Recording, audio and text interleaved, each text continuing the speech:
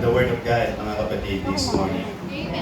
I know na maraming tinig na tayo po'y naririnig sa pang-araw-araw nating buhay, especially yung mga normal days po natin. Marami po mga bagay na siya umaagaw ng atensyon sa ating pong pakikinig. And sometimes, nakakalimutan na po natin pakinggan ang napakalagang tinig sa lahat. Yun po ay ang tinig ng ating Amang nasa langit. Sapagkat naniniwala ako na ang ating Diyos ay gusto niyang kausapin ang bawat isa sa atin. Pero sometimes nararamdaman natin siya na parang siya ay malayo. Or maybe because hindi lang natin marinig ng maliwanag yung gusto niyang sabihin sa buhay ng bawat isa sa atin. It is a comforting feeling to think na meron tayong Diyos na gusto tayong kausapin at gustong sabihin sa atin ano man yung plano niya sa ating buhay bilang mga anak po niya. Kung titignan natin in Songs of Solomon, chapter 5, verse number 2. Ang sabi po dito ng isang bride, I sleep, but my heart waketh. It is the voice of my beloved that knocketh, saying, Open to me, my sister, my love, my dove, my undefiled, for my head is filled with dew, and my laps with the drops of the night. So we can see here that the bride, kahit siya'y natutulog, naririnig niya yung tinig ng kanyang iniibig. The same thing with us. Kung tayo po mga kapatid ay nagmamahal sa Diyos, kahit pa tayo ay natutulog, pwede nating marinig yung kanyang tinig. Sa panahon na tayo ay tahimik, doon natin mas naririnig ang Diyos sa buhay natin. Sa panahon na walang masyadong distraction sa ating buhay, doon natin mas nagiging maliwanag na naririnig ang Panginoon sa bawat isa sa atin. And the same with this text, ang Diyos natin, mahal niya tayo, siya ay hinahanap niya, kumakatok siya, at gusto niyang makapasok sa pintuan ng ating mga buhay. That's why the Lord Jesus Christ reminded us na napakahalaga na meron tayong private time with God. Kaya nga sinabi ni Jesus in Mark 6, pag tayo po'y mananalangin sa Amang nasa langit, pumasok tayo sa ating silid, isara natin ang pinto. Enter into thy closet, sabi po ng Panginoon si Kristo. So it is good na meron tayong panahon ng seclusion time with God. Ibig sabihin, panahon na walang distractions, walang kahit anong ingay, kundi tayo ay sensitibo lamang at maliwanag tayong nakikinig sa tinig ng ating Diyos, ng ating Amang nasa langit. So there are times na kailangan po nating alisin yung mga bagay na gumugulo sa ating kaisipan, may mga bagay na kailangan po natin ayusin yung ating mga schedule na nagiging dahilan kung bakit wala na tayong time talking with God and listening to His voice, listening to His plans sa buhay natin bilang mga mananampalataya. Sa panahon natin ngayon, ikaw ay pinagpala, at the same time, ikaw din ay pwedeng sinumpa sa mga bagay na meron tayo, sapagkat meron tayong cellphone, or maybe meron kang tablet, meron kang computer, meron kang television. But kung titignan natin sometimes, sa mga bagay na meron tayo sa buhay na ito na means of communication, ay nagiging dahilan kung bakit tayo po ay nagkakaroon ng distraction sa tinig ng Diyos sa buhay ng bawat isa sa atin. At hindi na natin maliwanag naririnig kung ano ang gustong sabihin sa atin ng Panginoon. Ang Diyos ay nakikipag-usap po siya sa bawat isa sa atin, sa kanyang mga anak. Gusto ng Diyos na makuha yung ating atensyon. Gusto ng Diyos na makuha ang ating pandinig. Gusto ng Diyos na makuha ang ating mga puso dahil meron siyang gustong sabihin sa atin. Meron siyang gustong ipagawa sa atin. Meron siyang plano at layunin sa ating buhay na magdadala sa ating buhay na pinakamaganda at babaguhin niya buhay na kanyang inintend at kanyang plinano simula pa lamang nung tayo po'y isinilang sa mundong ito at nang tayo po'y nakakilala sa ating Panginoong Jesucristo. So, napakahalaga na may mga times sa buhay natin na kailangan nating isara ang telebisyon, kailangan nating patayin yung mga notifications, kailangan nating i-power off yung ating mga computer, at tayo ay mainam na nakikinig sa tinig ng ating Amang nasa langit. So ang Diyos gusto niya makipag-usap sa atin. But sometimes, kung mapapansin po natin, kahit sa usapin ng pangangaral, nakikinig tayo ng salita ng Diyos, kahit may dalawang tao nakaupo at parehas ang mensahe ng kanilang napakinggan, there are times na iba-iba sila ng response or iba-iba sila ng pagtanggap doon sa salita ng Diyos na kanilang napakinggan. I believe ang pinaka determining factor kung bakit iba-iba tayo ng pagtanggap doon sa mensahe ng Diyos na ating napapakinggan. It is because sa klase ng puso na meron tayo.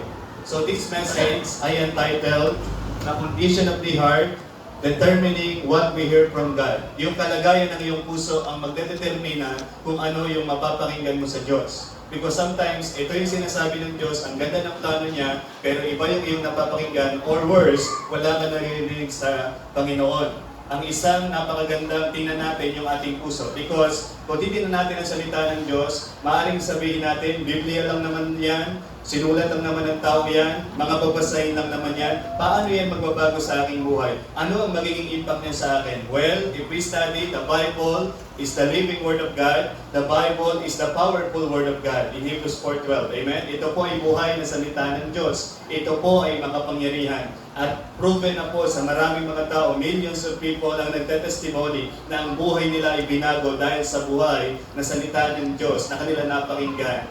Mga kapatid, ang Biblia, ang salita ng Diyos, wala ditong problema. At kung titignan din natin yung mensahero ng Panginoong Diyos, kung naniniwala tayo na Bible yung kanyang itinuturo, siya'y pinadala ng Diyos upang ibahagi sa atin yung mensahe ng Panginoon, it is very good to consider, maybe not the message, maybe not the messenger, it is good to consider yung ating pong heart. In Matthew chapter 13, verse 18 to 23, binasa po natin ito kanina, pero basahin po natin ulit. Matthew chapter 13, verse 18 to 23.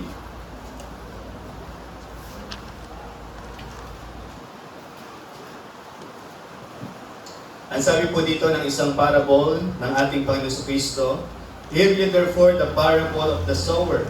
When anyone heareth the word of the kingdom and understandeth it not, then cometh the wicked one, referring to Satan, and catcheth away that heart which was sown in his heart.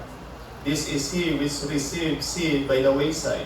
Verse 20, But he that received the seed into stony places, the same is he that heareth the word, okay, napakinggan na salita ng Diyos, and anon with joy receive it, masaya siya, yet hath he not root in himself, but joy for a while, for when tribulation or persecution ariseth because of the word, by and by he is offended. Verse 22, He also that received seed among the thorns is he that heareth the word, and the care of this world, and the deceitfulness of riches choke the word, and he becometh unfruitful. Verse 23, But he that receiveth seed into the good ground is he that heareth the word, and understandeth it, which also beareth fruit, and bringeth forth some 100-fold, some 60, some 30. So we can see here, different kinds of ground, different kinds of soils, and at the same time, in application, this is the different kinds of heart of man, pag sila po'y tumatanggap ng salita ng Diyos. First of that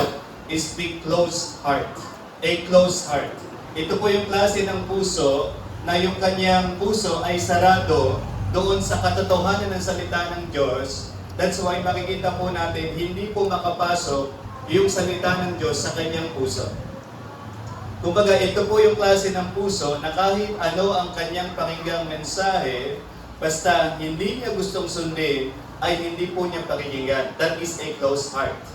Yung pusong sarado doon po sa salita ng Diyos. Maaaring mga Kristiyano na nakakadalo ng church, pero every time na sila po'y nakikinig ng salita ng Diyos, lalo na po doon sa mga topic or sa mga aspeto na gusto ng Diyos baguhin sa kanilang buhay or dapat nilang sundin na kalooban at utos ng Panginoon, sarado po yung kanilang puso. So second heart na makikita natin is a shallow heart. Ito yung klase naman ng puso na kung saan tumatanggap naman siya ng salita ng Diyos, nakikinig naman siya, pero yung bihi ng salita ng Diyos ay nasa ibabaw lang. Kumbaga, hindi makapasok ng malalim yung salita ng Diyos, hindi siya nag-uugat, so masyadong mababaw lang ho yung puso na ito. Kumbaga, pag pinag-usapan yung passion niya sa Panginoon, mahal niya ang Panginoon, may pag-ibig siya sa Panginoon, willing siya maglingkod sa Panginoon, pero pag dumarating siya ng mga difficulties, mga problems, trials, temptations sa kanyang buhay, siya ay natatalikod. And that is the picture of so many Christians. Dahil minsan nakikita po nila na mali yung kanilang expectation sa Christian life, na akala po nila pag Kristiyano ka na, smooth sailing na ang pagtakbo. Patag na lagi yung dadaanan. Kumbaga, masaya na lagi yung sitwasyon. Hindi po ang buhay bilang isang Kristiyano, may mga persecution, may mga trials, and sometimes may mga temptations na dapat nating pagdaanin. So the problem with the people na shallow yung heart, yes, masaya sa Panginoon, pero pag dumarating sa mga difficulties, ay natatalikod. And then third heart na makikita natin is a cluttered heart. Ito yung klase ng puso or kaisipan na kung saan marami yung gumugulo sa kanya sa mga bagay sa mundong ito. Kumbaga, kaya nga po lagi nating maririnig sa isang Kristiyano, pag pinag-usapan yung mga spiritual na bagay, pag pinag-usapan yung para sa Panginoon, mga kapatid, ano po yung laging nagiging dahilan?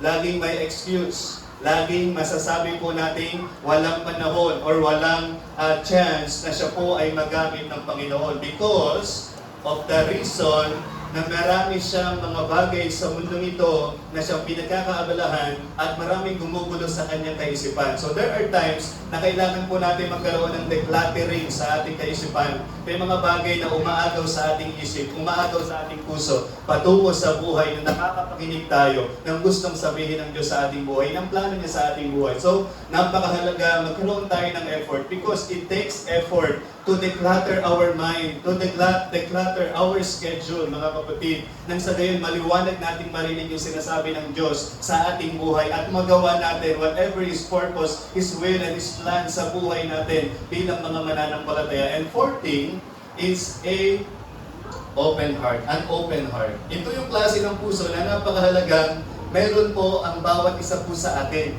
Sapagkat ito yung klase ng puso na napakagandang puso, napakabuting puso. Ito po yung klaseng Kristiyano ito. Okay? Ito po yung ginagawa niya pag nakinig siya ng salita ng Diyos. Are you listening, mga kapatid? Please say amen. Ito po yung ginagawa niya. Nakikinig siya ng salita ng Diyos, inuunawan niya, and then ina-apply niya yung katotohanan na kanya napakinggan sa banal na kasulatan. So, he hears the Word of God, he understands it, and he applies the truth of the scriptures na kanya napakinggan. So, ito po yung dapat nating makita sa ating mga sarili. How about us, mga kapatid? Kumbaga, kung titignan natin yung application nito as church, kamusta ho tayo? Pwede bang na-classify yung Lighthouse Baptist Church ng mga Kristiyano na meron silang puso na bukas sa salita ng Panginoon? Or pag tinignan po ang ating larawan sa kabuuan, close ang heart natin, shallow ang heart natin, or cluttered ang heart natin. I hope hindi po tayo mabilang sa tatlong una po na ito. I hope ang makita sa atin is a heart na open sa katotohanan ng salita ng Diyos. At ito po ay ma-apply natin sa buhay natin. And imagine sa isang individual na Kristiyano, isang individual na mananampalataya, hindi natin pinag-uusapan dito kung gaano kakayaman, hindi natin pinag-uusapan dito kung gaano kakatalino, hindi natin pinag-uusapan dito kung gaano kakagaling, hindi natin pinag-uusapan dito kung gaano kakasikat, hindi natin pinag-uusapan dito kung gaano kakagandang lalaki or gaano kakagandang babae. Ang pinag-uusapan natin dito, yung klase ng puso na meron ka. Sapagkat kahit anong bagay pa sa buhay na ito, regardless of your status or situation in life, pagbukas ang iyong puso, imagine this, mga kapatid, kung ano ang pwedeng gawin ng Diyos sa iyong buhay.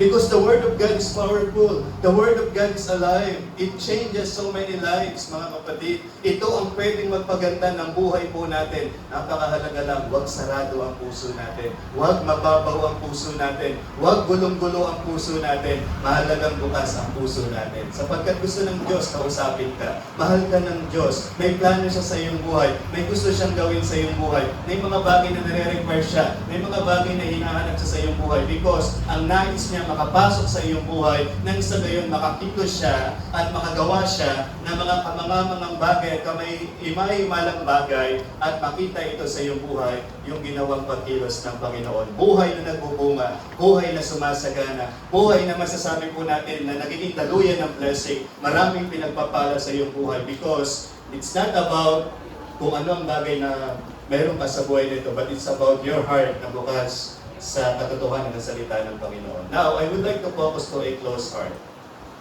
Puso na masasabi po nating pinagmatigas. Puso na masasabi po nating sarado sa katotohanan ng salita ng Panginoon. Sapagkat ang Diyos nakikipag-usap sa atin. kung paano tayo tumugon, nakadepende na po yung sa klase ng ating puso. Yung iba po nakinig ng salita ng Diyos, very excited sila to apply the Word of God, to do the will of God sa kanilang buhay. But there are some na masasabi po natin, nire-resist kung ano yung gustong sabihin ng Diyos sa kanilang mga puso. So yung pagbabago ng ating pagtanggap sa salita ng Diyos, ay hindi po yan biglaan lang po nangyari. Yan po ay nade-develop over time. Okay? So, kung tayo po ay may closed heart, at ang isang Kristiyano po ay nagkakaroon ng hardened heart or callous heart, hinal yung puso, matigas na puso, yan po ay na-develop. Okay? Yan po ay masasabi po natin naging proseso. Kung titingnan po natin in Hebrews chapter 13, Hebrews chapter 3, verse 7 to 19. Ano pong sabi dito ng salita ng Panginoon? Wherefore, as the Holy Ghost saith, today, if you will hear His voice, ano po sabi sa verse 8? Harden not your hearts, as in the provocation in the day of temptation in the wilderness. So makikita natin dito, the people of God, sinabi po ng writer ng Hebrews, na kung ngayong araw na ito, magpapakinggan mo yung kanyang tinig, yung conviction, yung illumination ng Holy Spirit, ano po yung dapat natin maging response? Harden not your hearts. Huwag mong papagmatigasin ang iyong puso. So napakahalaga na ito ay maging mabigyang pansin po natin. So what are the characteristics kung bakit minsan nade-develop sa atin yung puso na kinalyo o yung puso na matigas? So number one, insensitivity to what God says. Hindi natin naririnig kung ano yung gustong sabihin ng Diyos sa bawat isa po sa atin. Sometimes ito nga po yung nagiging problema na lagi po natin naririnig din po dito sa pulpito na kapag nakikinig tayo ng salita ng Diyos, ang naiisip natin yung katabi natin, ang naiisip natin yung buhay ng ibang tao. Hindi natin naririnig yung gustong sabihin sa atin ng Diyos sapagkat ang puso natin ay masyadong sarado, and because of that, mga kapatid, yung katotohanan na atin napapakinggan, akala natin applicable lang yun sa buhay ng ibang tao, hindi natin namamalayan, yun pala yung gusto nang sabihin sa atin ng Panginoon. So hindi na po clear ang ating heart sapagkat tayo po ay insensitive na sa sinasabi ng Diyos. And then second, na makikita po natin kung bakit nagiging matigas ang puso ng isang Kristiyano, resistance to God's will. Tinatanggihan natin yung kalooban ng Diyos. Lumalayo tayo doon sa kalooban ng Diyos. Kumbaga, maliwanag sa'yo yung gustong ipagawa ng Panginoon, but ang nagiging response mo ay tumatanggi ka or nilalabanan mo yung kalooban ng Diyos sa iyong buhay. Now, let me honest with you mga kapatid. Paano kapag nakapakinig tayo ng preaching about forgiveness, about loving one another, kung paano natin tratuhin ang bawat isa? Napakinggan natin ang preaching, mga kapatid, patungkol sa kung ano man ang kalooban ng Diyos sa ating buhay. Maybe in considering to your time, in considering to your talent, in considering to your spiritual gifts, merong gustong sabihin sa iyo ang Diyos, may kalooban ng Diyos sa iyong buhay, pero ang iyong nagiging response is resistance. Kumbaga, lumalaban ka. Okay? Pag nag-start ka na lumaban doon sa kalooban ng Diyos, doon na rin mag-i-start na ma-develop sa iyong puso ang pagiging matigas, ang pagiging callous. And the third thing is disobedience to what the Lord is instructing to you. Pagsuway natin doon sa kung ano yung pinagagawa ng Diyos sa bawat isa sa atin. Kasi ang Diyos, kaya tayo nakikinig ng salita niya, sapagkat meron siyang gustong i-instruct sa atin. Meron siyang gustong sabihin na ipagawa sa buhay ng bawat isa sa atin. And I will ask you, mga kapatid, what do you think is the key to the heart of God? Ano sa tingin mo yung susi sa pintuan ng Diyos? Because ang Diyos, yung kanyang puso, meron din po yung parang pintuan. Maybe ang sasabihin natin, humility, or maybe generosity, or maybe service. But you know what? I am very sure of this, ang susi sa puso ng Diyos ay obedience. Pagsunod. So it is very important you listen to God, you trust the Lord, and you obey Him. Yun po yung tatlong bagay sa buhay natin na dapat natin continuously nire-remind or nire-review kung meron ba tayo nun. Ulitin ko po, listening to God, kailangan marunong tayo makinig sa Diyos. Kailangan alam natin yung conviction ng Holy Spirit sa atin. Because today, if you will hear the voice of God, the Holy Spirit convicting you, huwag natin papagmatigasin ang ating puso. So listening to God, and trust the Lord sa kung ano man yung sinabi niya sa iyong buhay. Sapagkat sometimes, you need to, or most of the time, actually, kailangan mo humakbang sa pananampalataya doon sa gustong ipagawa ng Diyos sa iyong buhay. And then, obey Him and leave the consequences to Him. Pag sumuway tayo sa pinagagawa ng Diyos sa ating buhay, doon na ho nagsisimulang maging matigas ang ating mga puso. Kaya, kamusta ho tayo mga kapatid? There are so many listeners na pagdating doon sa mga blessing, yes Lord, Amen. I mean, very, very attached sila sa pakikinig kapag pinag-usapan the goodness of God, the greatness of God, the presence of God, the promise of God. There is nothing wrong with that. That's good. Amen. Praise the Lord for that. Pero sometimes, ang hindi natin nakikita, pagdating sa mga blessing at sa mga comfort ng Diyos, very attached tayo. Pero pag pinag-usapan na ho yung responsibilities doon sa katotohanan ng salita ng Diyos, we are so detached.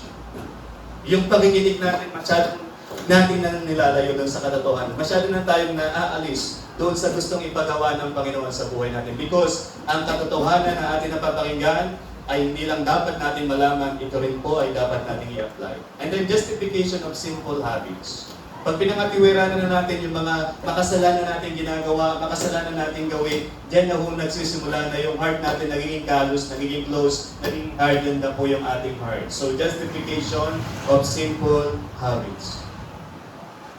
Okay, and the next thing is rejection of reproof by others. Pag meron akong somebody na nagre-reproof sa atin, nagsasaway sa atin, because again, the Word of God is all Scripture in 2 Timothy 16. All Scripture is given by inspiration of God and is profitable for doctrine, for reproof, for correction, for instruction in righteousness, that the man of God may be perfect, thoroughly furnished unto all good works. So the Word of God is also for reproof. Ito ang nagsasaway sa atin sa mga bagay na ating mali, sa mga bagay na hindi tama, sa mga bagay na hindi kalooban sa ating buhay. So pag nagsimula ka na i-reject yung alam mong katotohanan ng salita ng Diyos, then dyan na po na-develop yung callousness. And then, preoccupation with worldly things. Masyado na ho tayong preoccupied ng mga makamundong bagay. Yung schedule natin, masyado na pong, alam niyo po yun, makamundo. Lagi niyo pong tatandaan ng Christian life ay hindi lang po tuwing linggo. Ang Christian life ay araw-araw. Because araw-araw, andito yung mercy ng Diyos. Araw-araw, nararanasan natin yung faithfulness ng Diyos. Araw-araw, ang gusto ng Diyos, kausapin niya tayo, gabayan niya tayo, pangunahan niya tayo, dalhin niya tayo doon sa kalooban niya sa ating buhay. Ang paglakad sa Diyos is not just every Sunday. Amen? Ang paglakad sa Diyos ay araw-araw. And God is willing to direct our path every day, mga kapatid. Our God is willing na samahan tayo sa bawat araw sa ating buhay at bigyan tayo ng guidance tungo doon sa gusto niyang gawin sa ating mga buhay. But if our mind, if our heart, if our life is so preoccupied with worldly things, nagiging matigas yung heart natin at hindi na natin naririnig whatever the plan and the will of the purpose of God sa buhay natin na pinakamaganda, pinakamainam, pinaka-the best na dapat nating maranasan sa ating buhay. And then next thing is little interest in spiritual matters. Masyado pong kaunti na yung interest natin sa mga bagay na spiritual. Sino mas excited sa inyo? Saan kayo mas excited sa susunod na linggo? May 9 or May 10? May 10. Ha? Saan po kayo mas excited, mga kapatid? Sa May 9 or sa May 10? Both. Both. Totoo po ba? Kasi May 9 church outing eh. Although may kaunting spiritual po doon. Pero May 10, spiritual mo talaga yan kasi worship service po natin yan. So the question is, saan tayo mas may interest? Saan po mas malaki yung ating interest, mga kapatid, sa ating buhay? O baka mamaya wala na nga atin ang May 9 kasi masyado na tayong spiritual. Hindi, magkakapatid tayo sa Panginoon, kaya magkasama-sama pa rin tayo sa May 9. Amen? Fellowship po yan. Pero pagdating sa mga spiritual, Word of God, worship, prayer, mga kapatid, kamusta po yung ating interest? Masyado na lang pong maliit. And then, absence of private devotion. Mga kapatid, hindi po magiging maganda yung heart natin dahil, distracted pero, dahil every Sunday nakakapakinig tayo ng salita ng Diyos. It's a good thing. Pero kung hindi tayo makinig ng salita ng Lord at hindi tayo tatawag sa Panginoon, araw-araw sa ating buhay, wala tayong private devotion, mga kapatid, dyan ho nade-develop yung callous heart, yung hardened heart. And then, last thing is avoidance of gathering to worship with other believers. Iniiwasan na po natin yung pagtitipon sa mga kapwa po natin mananampalataya. There is nothing wrong kung may pagkakataong hindi tayo makatulog because we have valid reasons. Maybe nagkasakit tayo or may mga some emergencies or some situations in our life na kailangan po natin tayo paano lumiban because alam niyo po yung may leading ang Panginoon sa atin. But again, ang point po natin dito is yung talagang sinasadya mo na. Yung talagang pinipili mo na deliberately, willfully, na hindi ka dadalo ng pagtitipon, dyan mo ma-develop yung ating puso na talagang pinagmatigas po. Dahil yan po yung buhay na tayo po yung malalayo sa fellowship ng mga kapatid natin sa Panginoon. Hindi natin magpapakinggan kung ano yung gustong sabihin ng Diyos sa atin through His Word. So, avoidance of gathering to worship with other believers.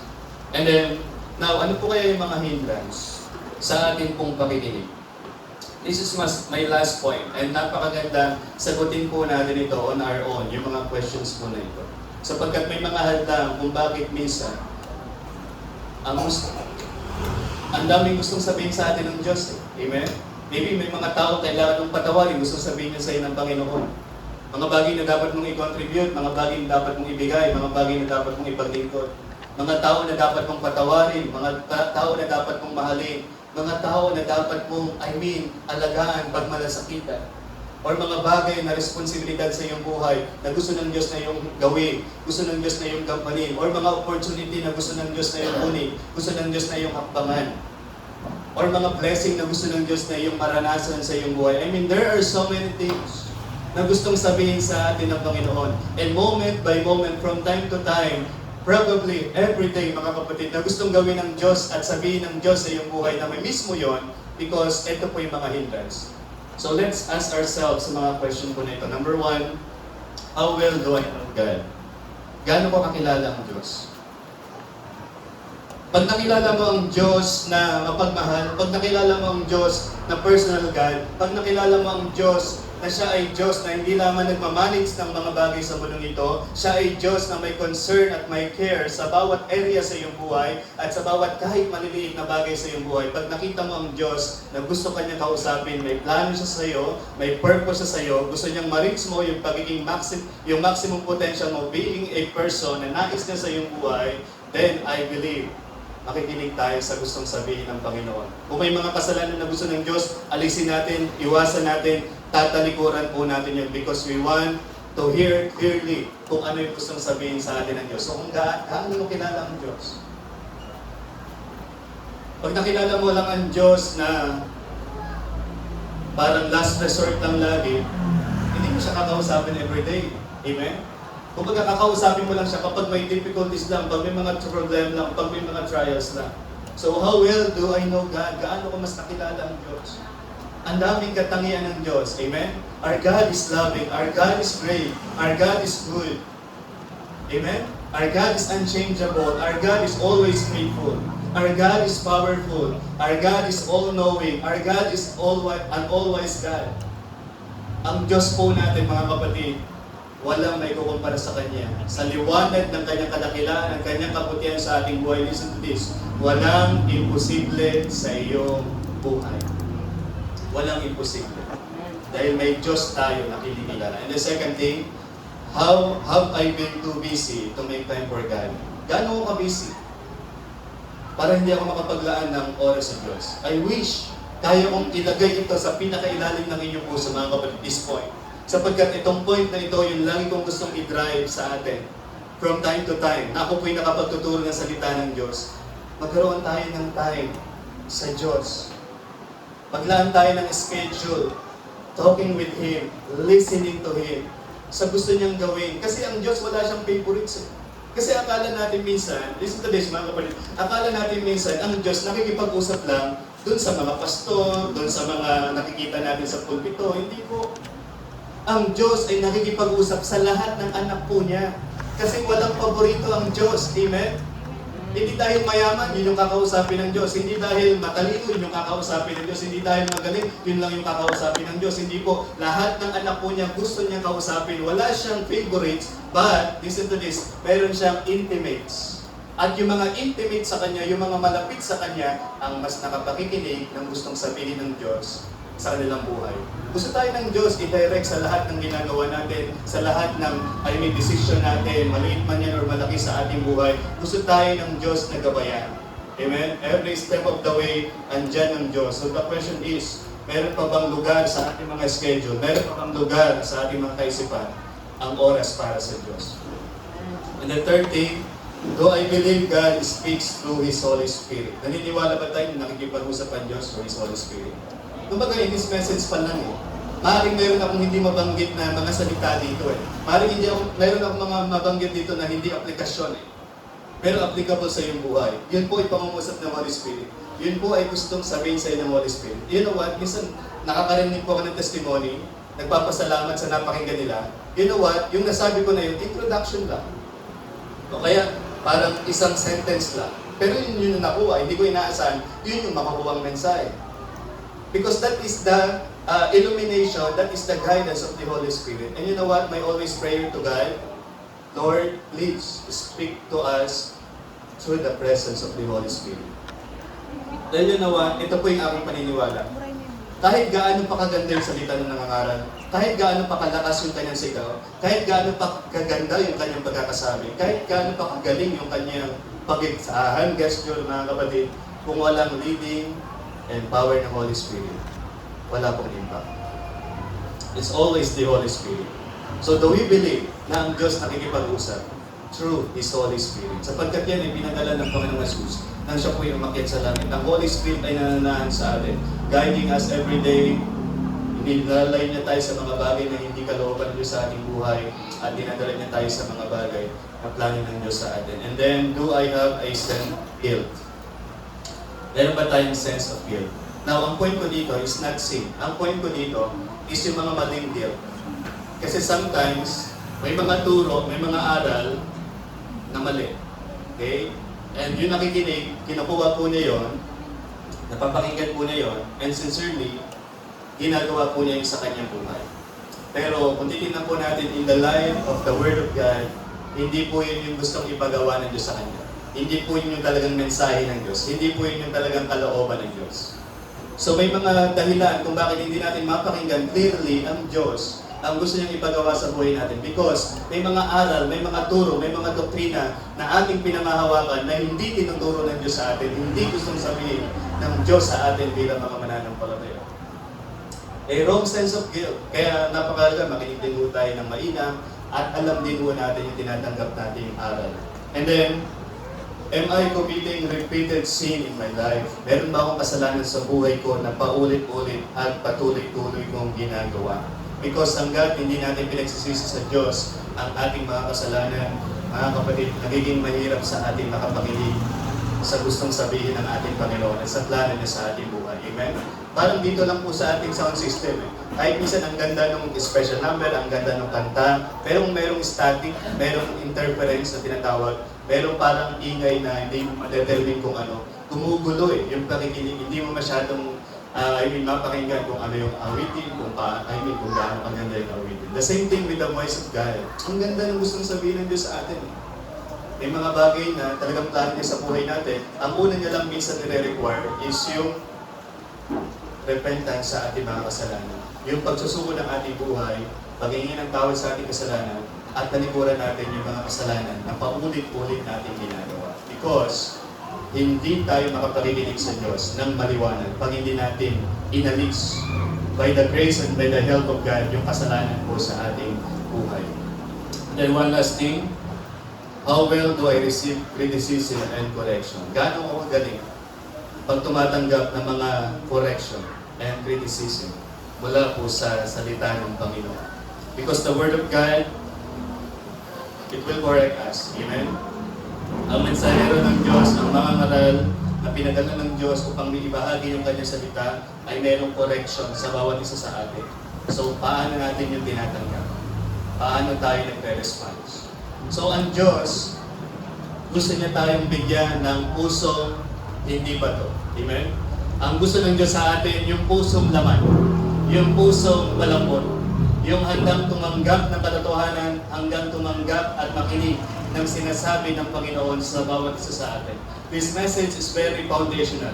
If we will apply this truth, if we will apply this message na napakinggan natin this morning, Sunday after Sunday na ating mapapakinggan ang salita ng Diyos, it will definitely, I am assured of that, mga kapatid, it will definitely change our lives and direct us sa buhay na plano at layunin ng Diyos sa bawat isa po natin. So, napakahalaga as we spend time with God, as we spend time in His Word and praying to Him, buksan mo ang puso mo sa harapan ng Diyos.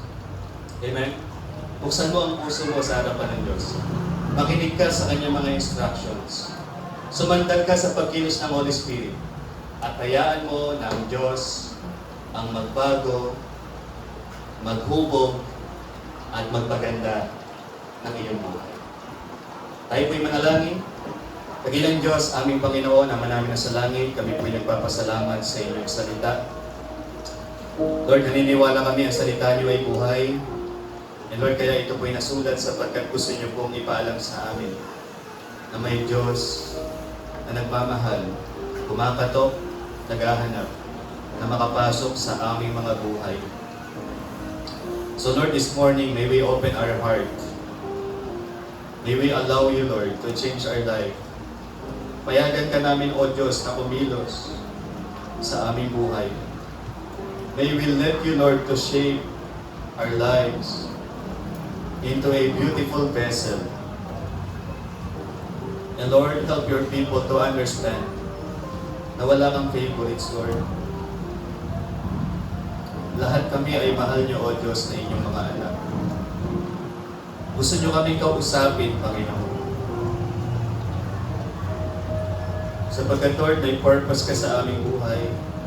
Meron kang gustong gawin. Huwag nawa namin, Lord, payagan na lumilipas ang bawat araw. Hindi ka namin napapakinggan. Hindi kami connected sa inyo. And Lord, hindi namin nalalaman kung paano nyo kami ginagabayan each day. Lord, I pray that this message is enough to call our attention. To make time for you, Lord. Na baka mamaya, Lord, masyado na pong cluttered ang aming heart sa napakarami mga distractions sa mga bagay ng mundo ito. Ang aming heart ay masyado na pong shallow. Masaya kami, may nais kaming maglingkod sa inyo, O Diyos. Pero pag nakakaranas kami ng mga difficulties, mga panahon na kailangan matibay ang aming pananampalataya, Lord, bumabagsak kami, tumatalikod kami. And Lord, maybe the worst, yung katotohanan ng salita niyo hindi makapasok sa aming puso. Kaya Lord, ayaw namin sundin. May you open our heart, Lord, sapagkat kung bukas ang aming puso, makikinig kami, uunawa kami, and Lord, susunod kami. Dahil alam namin, Lord, ito ang magbibigay ng tanging paraan upang magkaroon ng aming buhay ng bunga.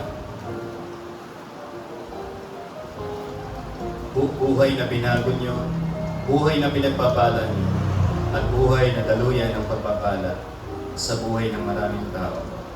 And Lord, thank you so much. You love us enough.